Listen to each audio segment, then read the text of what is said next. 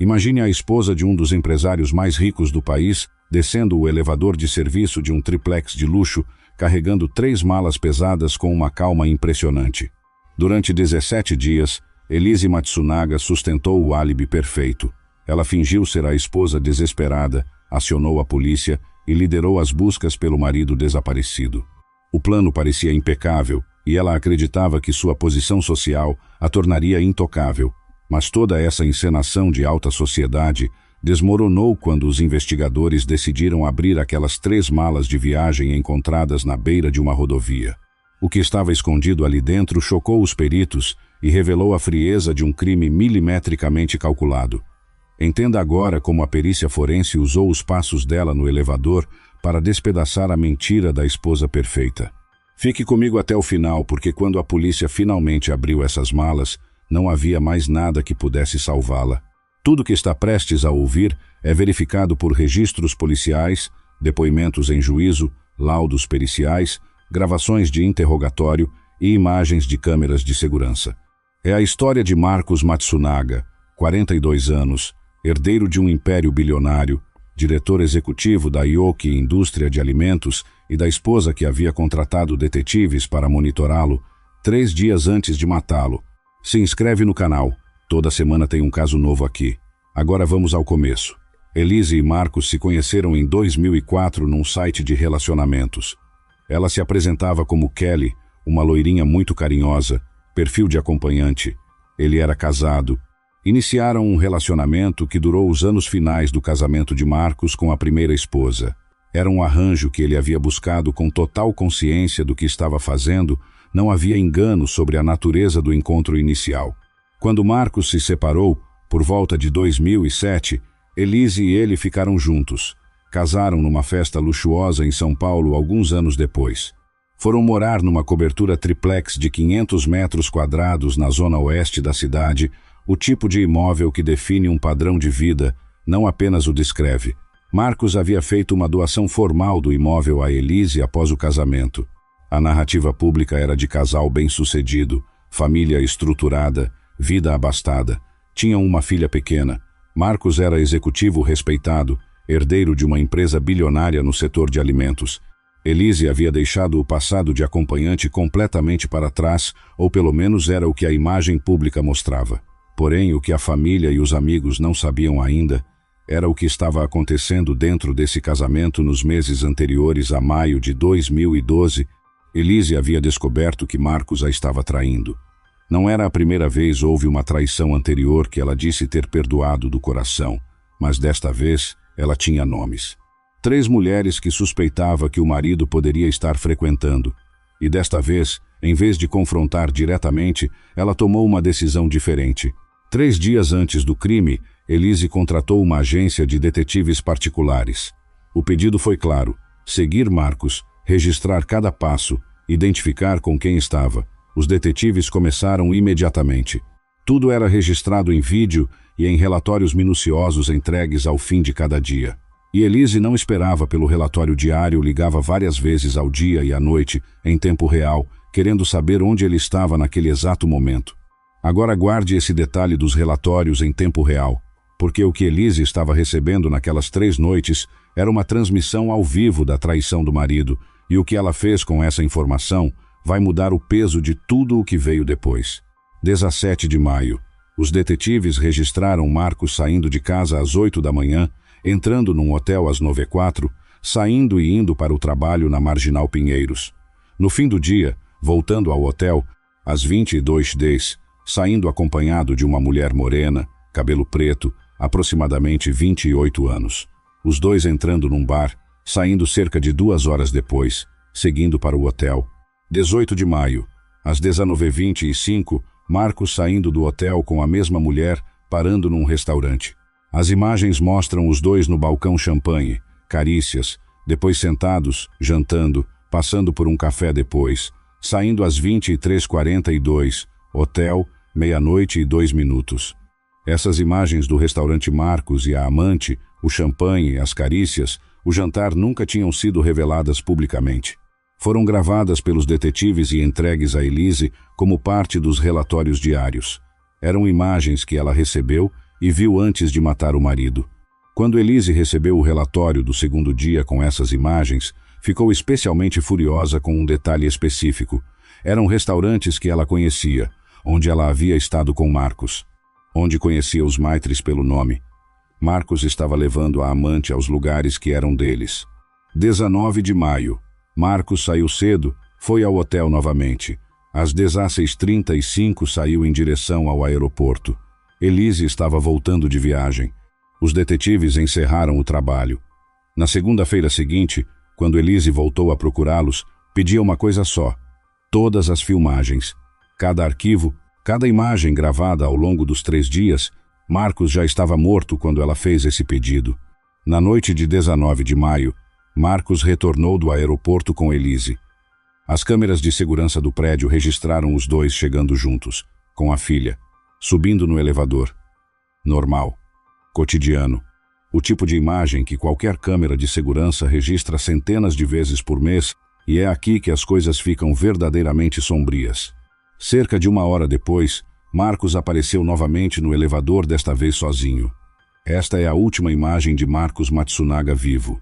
O que aconteceu naquele apartamento naquela noite foi reconstruído pela perícia, pelos laudos e pela própria confissão de Elise. Marcos e Elise tiveram uma briga. Segundo a defesa, Marcos a agrediu com um tapa durante a discussão sobre a traição e disse para ela ir embora com a filha, que levasse a criança e saísse. A situação escalou. A versão da acusação. Elise agiu com um objetivo calculado. O tiro não foi resultado de um único momento de perda de controle, mas do acúmulo de 3 dias de evidências que ela havia coletado com método. Elise disparou contra Marcos, mas o disparo não matou Marcos Matsunaga. Você consegue entender que a causa da morte não foi o tiro? Os laudos periciais foram precisos e sem margem para contestação. A causa da morte foi asfixia por degola. A perícia determinou que Elise começou a esquartejar Marcos enquanto ele ainda estava vivo. A decapitação causou aspiração de sangue, resultando em asfixia. Marcos Matsunaga morreu durante o esquartejamento, não do tiro que o derrubou. Isso qualificou o crime de uma forma que a defesa não conseguiu contornar: crueldade. Não havia como argumentar impulso momentâneo sem consciência quando a causa da morte é a decapitação de alguém ainda vivo. Após o disparo, Elise foi à lavanderia buscar produtos de limpeza. Limpou a cena, arrastou o corpo para um dos quartos, esperou 10 horas. No banheiro de empregada do apartamento, segundo a versão que ela apresentou, começou o esquartejamento. A promotoria acreditava que ela havia tido ajuda nessa etapa, dado o grau de dificuldade que demonstrou ao tentar descrever os detalhes na reconstituição. Na reconstituição realizada dias depois no próprio apartamento, com os investigadores presentes, quando o delegado chegou à pergunta sobre o que aconteceu após o tiro e Marcos cair, Elise conversou com o advogado e pediu para interromper o interrogatório. Você estava onde quando aconteceu você realizou esse disparo nele? Bom, aqui perto. E depois o que aconteceu? Aí caiu.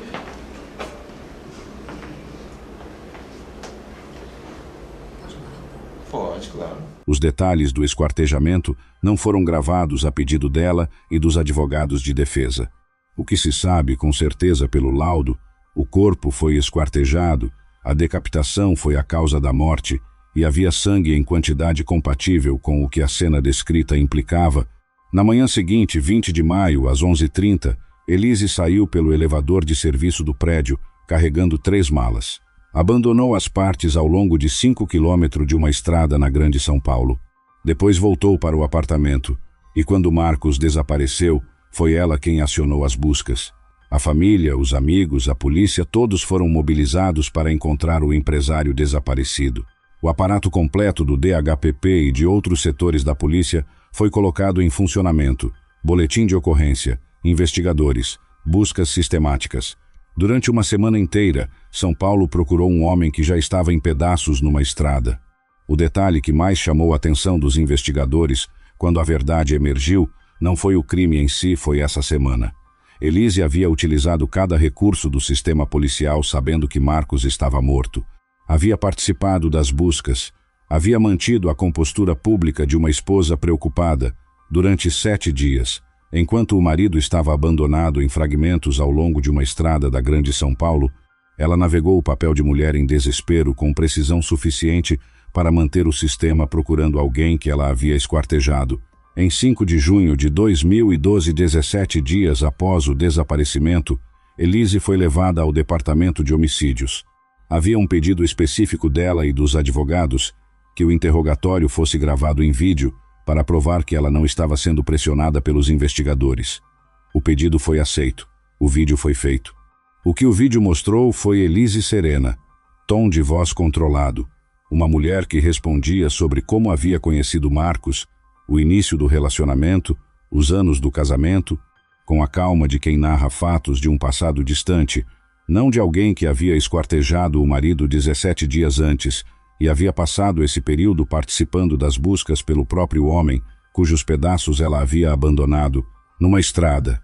Ela chorou em apenas um momento durante todo o processo, quando falou sobre o perdão que havia dado a Marcos após a primeira traição. "Perdoei do coração", disse. A expressão mudou em segundos. Naquela noite ela confessou. Os detalhes de como matou e esquartejou Marcos não foram gravados a pedido dela e dos advogados após a confissão inicial, mas o suficiente estava gravado. O vídeo produzido por iniciativa da própria Elise para provar a ausência de pressão tornou-se parte central das evidências. A calma, o controle, a seletividade do que contava e o que pedia para parar. A reconstituição do crime foi realizada dias depois no próprio apartamento. Elise voltou ao espaço. Os investigadores acompanharam cada passo, o elevador de serviço pelo qual havia saído com as 3 malas, a lavanderia, o quarto, o banheiro de empregada. Quando chegaram ao momento do esquartejamento, Elise conversou com o advogado e pediu para interromper. Esse pedido para a acusação era em si um detalhe. Naquele apartamento, as câmeras de segurança do elevador tinham registrado tudo o que era possível registrar. O casal chegando, Marcos saindo sozinho 1 hora depois, e Elise saindo no dia seguinte com 3 malas pelo elevador de serviço. O espaço entre essas 3 imagens era o crime, e o álibi perfeito que Elise havia construído a viagem, o retorno, o casal chegando juntos, a imagem tranquila do elevador com a família intacta, a semana inteira participando das buscas pela pessoa que ela havia esquartejado, durou exatamente até a polícia abrir as malas e encontrar o que estava dentro delas. E depois durou mais 17 dias. E depois entrou em colapso numa sala de interrogatório que havia sido gravada a pedido da própria acusada. O julgamento viria em seguida. A defesa argumentou que Elise agiu sob forte emoção, uma mulher agredida pelo marido durante uma briga sobre traição, que reagiu num momento de ruptura, que não houve premeditação, que o tiro foi uma reação, não um plano. A promotoria respondeu com a linha do tempo: 3 dias de monitoramento contratado, relatórios diários entregues pessoalmente, atualizações em tempo real ao longo de cada noite, Elise ligando múltiplas vezes para saber onde Marcos estava naquele exato momento. 3 dias de confirmação documentada, imagem a imagem, de que o marido a estava traindo com a mesma mulher, nos mesmos lugares.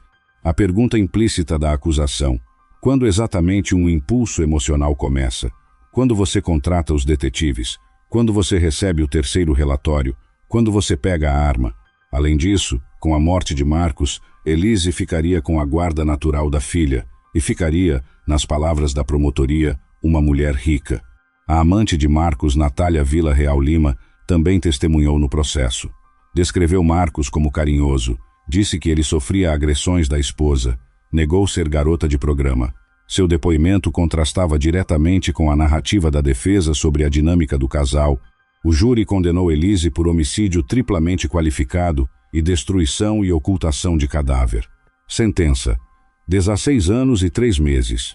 A justiça também determinou que Elise era indigna de receber a doação que Marcos havia feito a ela após o casamento, a metade da cobertura triplex de 500 metros quadrados onde o crime aconteceu, avaliada em aproximadamente R$5 milhões. O imóvel retornou para a família Matsunaga.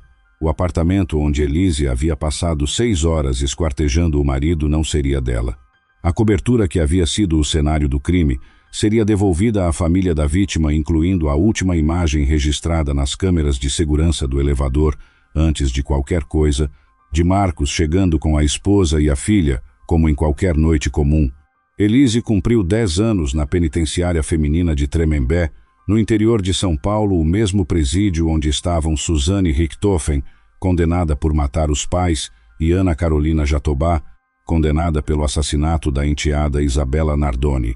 Um pavilhão específico para mulheres condenadas por crimes que geram rejeição, mesmo dentro das prisões.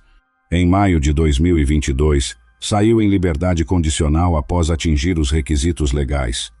Os critérios haviam sido cumpridos em novembro de 2021, com o processo de avaliação se estendendo até a soltura. No dia da saída, gravou um vídeo ao lado do advogado. Infelizmente não posso consertar o que passou, o erro que cometi. Estou tendo uma segunda chance. Infelizmente o Marcos não. Infelizmente não posso consertar o que passou, o erro que cometi. Estou tendo uma segunda chance, infelizmente o Marcos não. Eu acredito na espiritualidade, que ele já tenha me perdoado. Muito feliz mesmo de ter vencido essa etapa. Sei que terão outras, uma nova etapa agora com obrigações diferentes. Disse acreditar que Marcos já a havia perdoado espiritualmente. A filha do casal, que era bebê na época do crime, cresceu sob guarda dos avós paternos família Matsunaga. Elise está proibida de manter contato com ela. Houve disputa judicial para retirar o nome de Elise da certidão de nascimento da jovem. A criança perdeu o pai assassinado pela mãe, cresceu sem a mãe presa pela morte do pai e chegou à adolescência sem contato com nenhum dos dois. Hoje, Elise mora no interior de São Paulo de forma discreta. Tentou trabalhar como motorista de aplicativo, depois mudou para a customização de roupinhas para pets ofício, aprendido nas oficinas de costura dentro da prisão. Está escrevendo um livro, cumpre recolhimento noturno e não pode mudar de endereço ou sair da comarca sem autorização judicial. Um repórter que cobriu o caso resumiu o status atual de Elise. Virou uma grife, virou uma marca, com série de TV, filme dramatizado na Netflix, estreando em 22 de julho de 2026 com roteiro de Rafael Montes, o mesmo criador de Bom Dia, Verônica e o tipo de celebrity criminal que o Brasil eventualmente concede a certos casos, a ironia que nenhuma produção de streaming consegue resolver. A filha do casal continua sob guarda dos avós de Marcos, sem acesso à mãe. A única pessoa que saiu desse caso com menos do que tinha quando começou e que não escolheu estar nele é a criança. Há uma última coisa sobre esse caso que raramente recebe o peso que merece. Quando Elise voltou a procurar os detetives depois do crime para pedir todas as filmagens, cada arquivo, cada imagem das 3 noites de monitoramento, ela estava tentando apagar a única evidência que mostrava que ela sabia exatamente o que Marcos estava fazendo antes de morrer. Que ela havia recebido em tempo real durante 3 dias cada detalhe da traição, que não houve impulso cego. Houve 3 dias. Os detetives não entregaram as filmagens. O que aquele pedido revelou, inadvertidamente, foi algo que qualquer pessoa treinada em investigação reconhece. Quem tenta destruir evidências imediatamente após um crime não está em estado de choque. Está em estado de controle. O choque paralisa, o controle age. As imagens de Marcos e a amante no restaurante champanhe no balcão, jantar, as carícias durante anos permaneceram como material de investigação, nunca reveladas publicamente. São as últimas imagens de Marcos Matsunaga em vida registradas por olhos que não eram os de Elise. São imagens que Elise havia visto, que havia recebido em relatório, que havia estudado enquanto planejava ou não planejava, o que veio a seguir dependendo de qual versão você acredita. E a última imagem que existe de Marcos no elevador do próprio prédio saindo sozinho, 1 hora depois de chegar com a esposa, é a última imagem de um homem que ainda não sabia o que estava prestes a acontecer quando o elevador chegasse ao andar de cima e as portas se abrissem. Se você chegou até o final desse caso, me conta nos comentários o que mais ficou com você. Os 3 dias de monitoramento em tempo real, Elise recebendo confirmação hora a hora da traição, vendo as imagens dos restaurantes que ela conhecia, enquanto os detetives entregavam relatórios diários com cada detalhe, o laudo pericial que determinou que a causa da morte não foi o tiro que Marcos ainda estava vivo quando o esquartejamento começou e que foi a decapitação que o matou. Elise voltando a procurar os detetives logo após o crime para pedir todas as filmagens quando Marcos já estava morto e o que esse pedido revela sobre o estado de controle em que ela estava. O aparato policial inteiro de São Paulo sendo mobilizado durante uma semana para encontrar um homem que já estava em pedaços numa estrada enquanto Elise participava das buscas. O vídeo do interrogatório gravado a pedido da própria Elise para provar que não havia pressão que acabou se tornando parte das evidências contra ela, ou a última imagem de Marcos no elevador do prédio saindo sozinho, uma hora depois de chegar com a família, que é a última imagem que existe de um homem ainda sem saber o que estava prestes a acontecer. Inscreve no canal se ainda não fez isso. Toda semana tem um caso novo aqui. A gente se vê na próxima investigação.